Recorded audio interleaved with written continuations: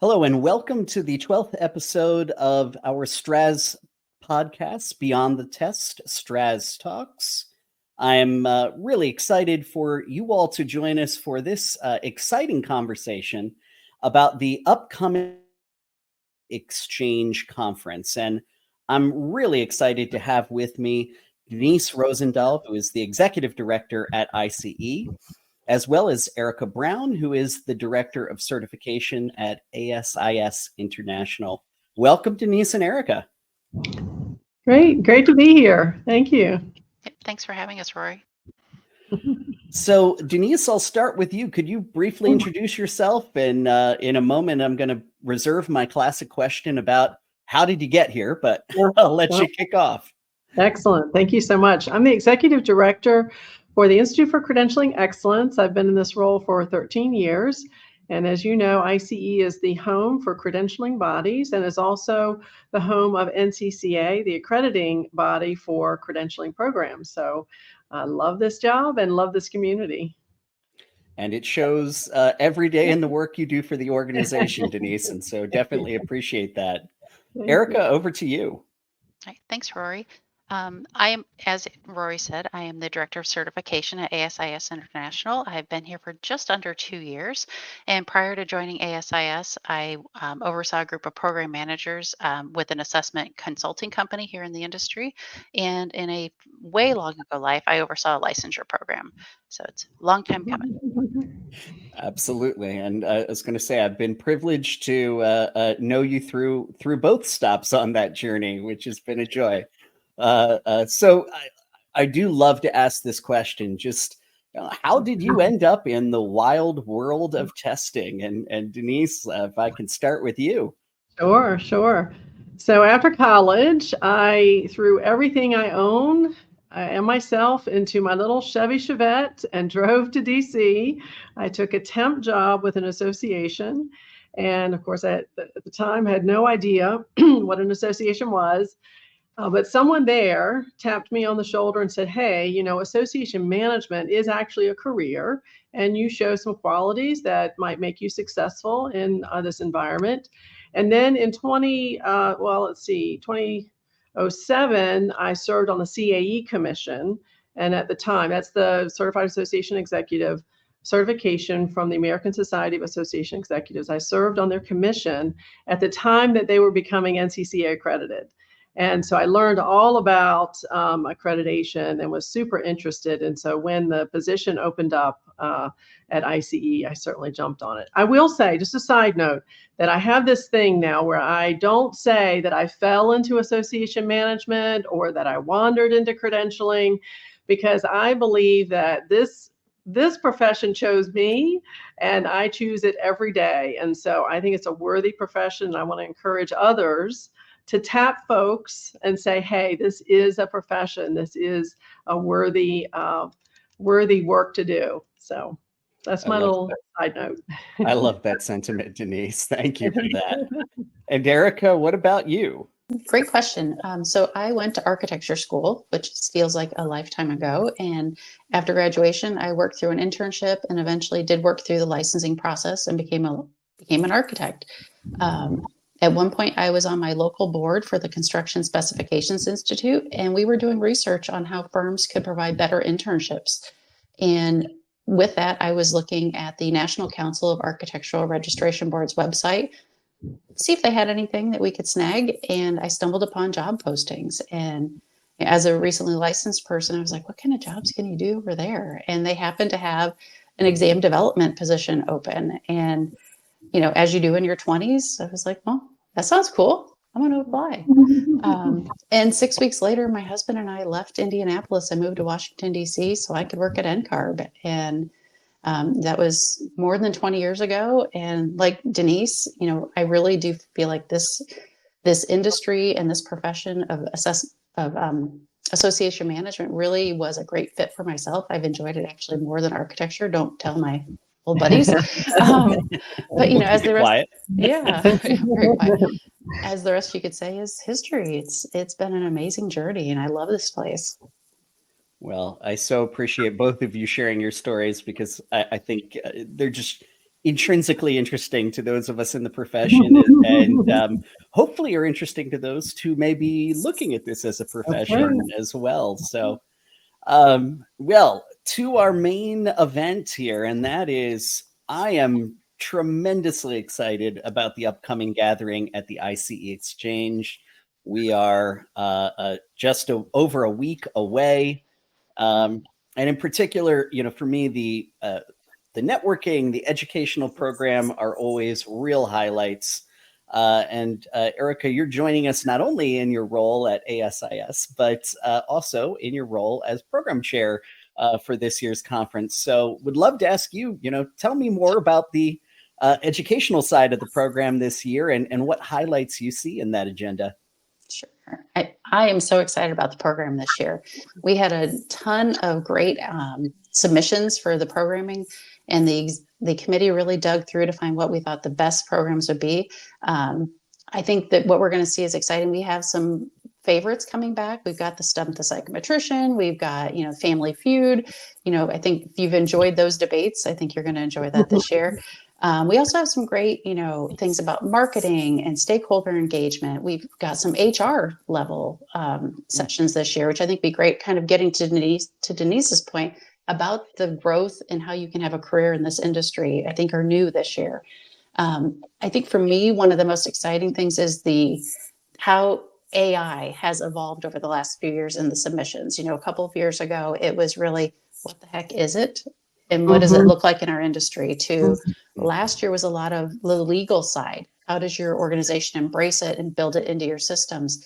This year, it is really, the actual use in it. How do we keep it safe? Where are we using it? It's beyond test development now. It's how are we using it in our security protocols and our regular reporting and analysis, but also, qualitative analysis on surveys. Like, it's really very tactical this year. People are getting past the fear and actually finding ways to embrace it. And I think that will be a really nice evolution if you've been coming the last few years to see where we are as an industry now.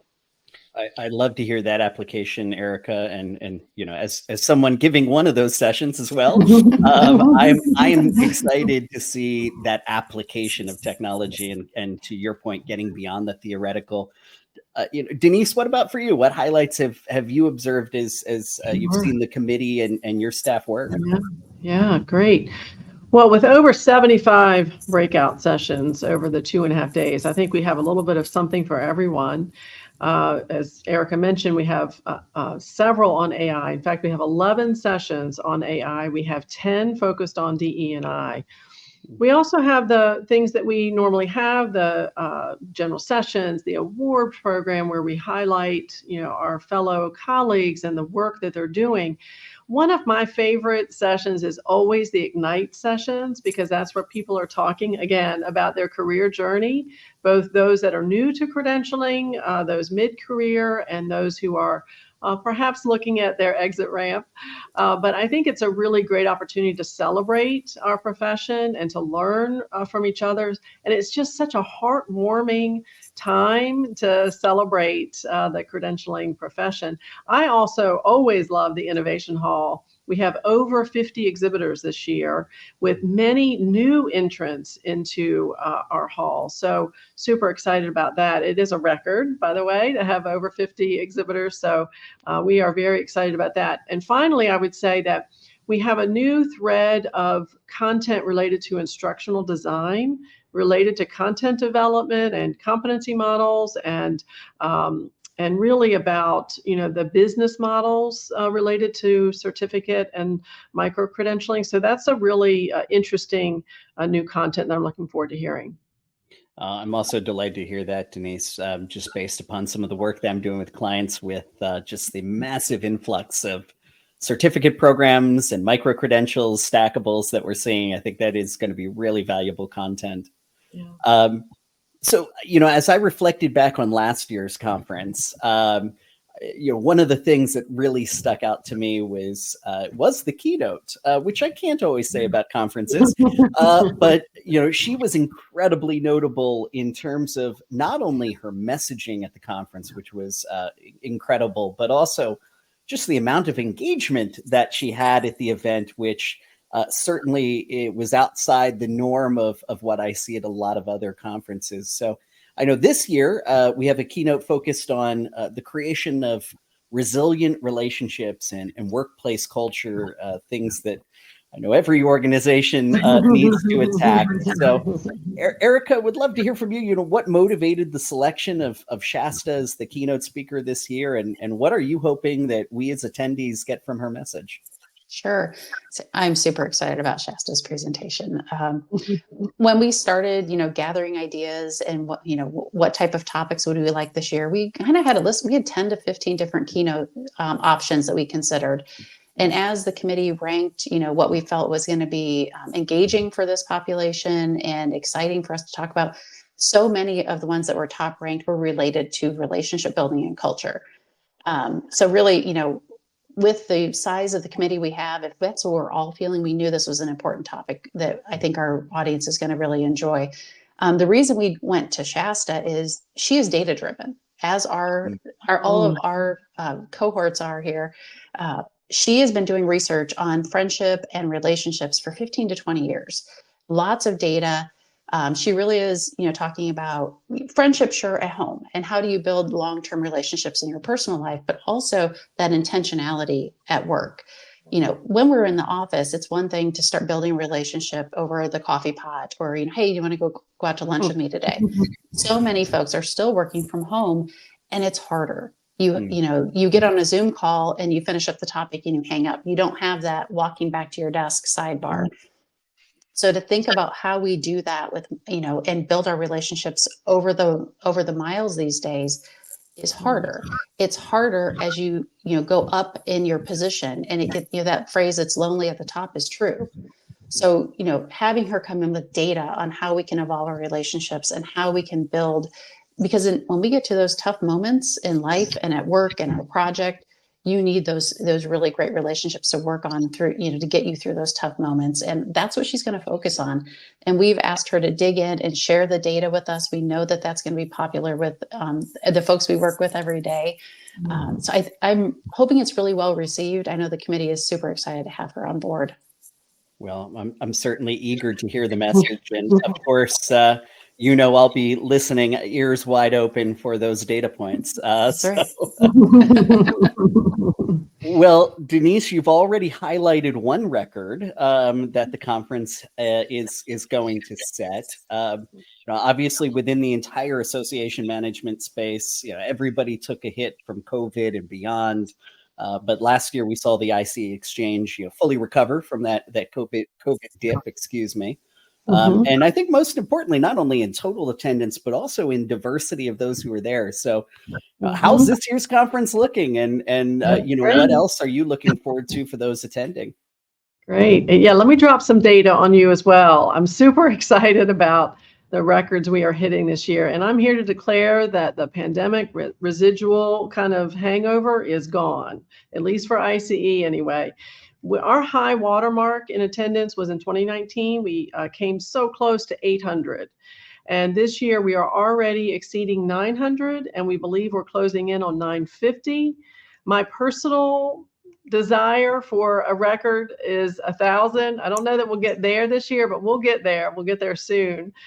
So I'm super excited about folks returning to the in-person conference. There's so much value in having those conversations, developing those relationships that we've been talking about. And so just a little bit more data on who attends. So about 30% of our attendees are typically executive level, 35% are director level, and 24% are at the manager level. So you can see there's a good mix of folks from job titles and job roles. We're also seeing a growth in the number of people that individual organizations are bringing. So that's a nice trend moving forward. And then we always have a really good representation of either first-time attendees or attendees in their first couple of years of work with a credentialing body. So at this year's conference, we're seeing about 20% having that 0 to 3 years experience. And we believe about a third of the attendees this will be their first time attending the conference. Now, first-time attendees don't necessarily equate to 1 to 3 year experience, because sometimes they will have been in an organization working in credentialing, but they just haven't had the opportunity to attend the conference. So that's a nice distinction. But of course, the rest of the profile breakdown of attendees, pretty much has all of the years of experience equal: 30% in 4 to 10, 20% in 10 to 5, and 29% at 16 plus. So I think that, that's a really nice mix of attendees. I think that what I really love about the attendee mix at our conference is this idea that people are coming together, creating those relationships and seeing the interaction with people at all of those different levels. The folks in our community are so generous with their knowledge, their experience, what they've learned, good and bad.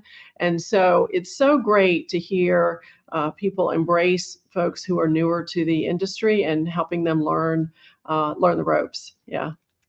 No, I completely agree, Denise. And I mean, I always look forward to those conversations at the first time attendees reception when I've attended with a role there, or even at the opening reception, getting to meet some folks that, to your point, are newer to the industry, and it's created some really impactful conversations, and in a couple of cases, some mentoring relationships. So really exciting to see that diversity continue.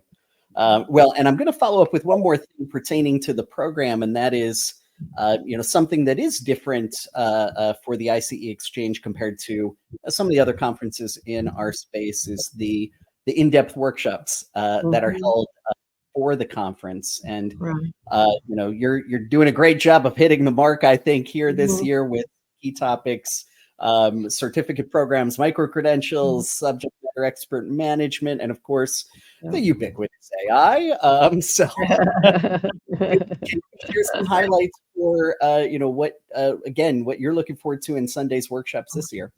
Yeah, I think we have a great mix of topics. I think you're exactly right. They're timely and compelling and exactly what folks are asking for. The advantage of the pre-con workshop really is the ability to dive deep on the topic. You get a full half day in most cases to have not only the presentations and the information, but that learning from your colleagues, the sharing among the colleagues in this format is really powerful. And so I'm super excited about, especially about the one on the certificate and micro-credentialing from the business model standpoint. What does that mean? What does that look like? How do we grow that? I think that's really interesting. 2 on the SME management. And again, that's by request. People are really asking for this kind of information to do a little bit of a deeper dive. We still have room. We still have some room. They are filling up fast. We do like to keep them at a manageable size so that we can have those really rich conversations and begin those relationships. And then it also informs how they go through the rest of the sessions, right? So as they learn something about AI in one of these deep dive conversations, they can really pick up and figure out what else they want to learn during the rest of the conference. So it's a super format, I think. No, I love them. Having both given one previously as well as been involved in other. I mean, I think it is a really awesome opportunity, especially before the craziness of the conference starts, to really do a deep dive in investing in one's personal development. Well, on a bit of a different note, Erica, and having served myself previously on the program committee, although certainly not as chair, I know what hard work it is to be on that committee. And but at the same time, it's rewarding work. You get to see such incredible content while having to make those tough decisions. I'd love for you to share, your experience out as this year's program chair, and what some highlights have been for you in this volunteer role. Sure. It has been fun. I've been on the conference committee for, I think, 3 or 4 years now. And I think what's been exciting is how we have evolved the process and year-over-year improvement. Big thanks go out to our I.C.E. staff liaisons, Katie Scott and Grace Calloway. They have really supported the efforts of this committee to make it better every year. And that is, how are we evaluating the submissions when they come in? We've tweaked that process every year. how are we getting data out of the attendees afterwards to know what went well, what didn't, and we do update that evaluation every year. And we do use the data the following year to know, what did our groups think? What did they want to see more of or less of? So I think overall, just that continual improvement is, not just part of our day jobs, but it's part of our volunteering too. And each year, that's allowed us to get a better and better set of program offerings to folks who are in attendance. So I think that's, one of the great things from things I'm excited about most this year beyond the content itself is I think our support of first-time attendees has really magnified the last few years. This year we actually added a virtual orientation to first-time attendees. I don't think we've done that in the past. We did it last week. It's been recorded. If you need to see it, it's on the I.C.E website. But it really is, how do you select your sessions? How do you use the app? What do you want to do most when you're on site? Giving those first-time attendees some guidance. We really encourage them to wear their first-time attendee ribbons. So those of you who have been to I.C.E in the past, if you see that ribbon, walk up to them. We've really promoted to the new attendees, how friendly our community is and how easy it is to knowledge share. We've encouraged them to come talk to the speakers after a session they really enjoyed. Challenge you as speakers if they, found some gaps in your presentation. We've encouraged that. But, really to let them know, come and be a part of our community, I think is really being emphasized this year with the first-time attendees.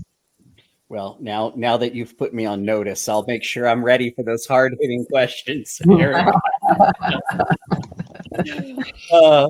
Well, I'm so I'm so glad to hear that and grateful to hear that. As I said earlier, I mean the committee truly always does such an excellent job at curating content. Yeah. I know in looking quite deeply at the program outline already, I have no doubt that that's going to be the case. So.